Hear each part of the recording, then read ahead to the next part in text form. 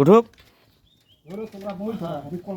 মই ধরছি এই তিনজন চলেন না, তিনজন কেন মোট চড়েছেন? না না একটা মোট কি তিনজন ভাড়া সরবো? হুম দেখেন আমরা কলমটা কেমনে আনতেছি আপনারা দেখেন।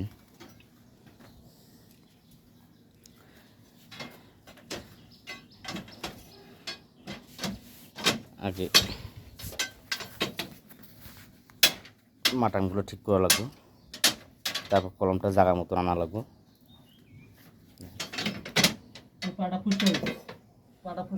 কলমের মাটামগুলো যদি ঠিক মতো প্লেস করে নেওয়া হয়, তারপর জালিটা যেদিকে মনে ওদিকে নিতে পারবেন, কোনো সমস্যা হবে না, কোনো ঝুঁকিপূর্ণ হবে না।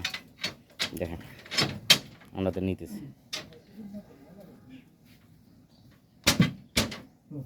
আগে রিং একটা করে বাঁধছি আমরা এই যে নিচে, ওই রিঙ্গের সমান বই দিয়ে রিঙ্গের জায়গা মতো নয়, এই প্লেস রিংটা দিয়ে বসাইছি আমরা নিচে, দেখতেছি।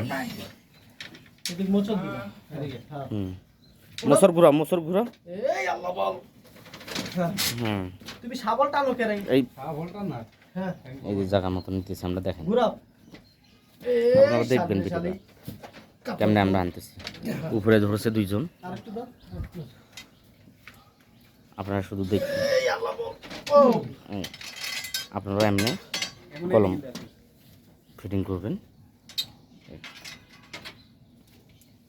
এই জায়গা মতন চলে আইছে। ভিডিওটা যদি ভালো লাগে লাইক কমেন্ট শেয়ার করবেন। ধন্যবাদ।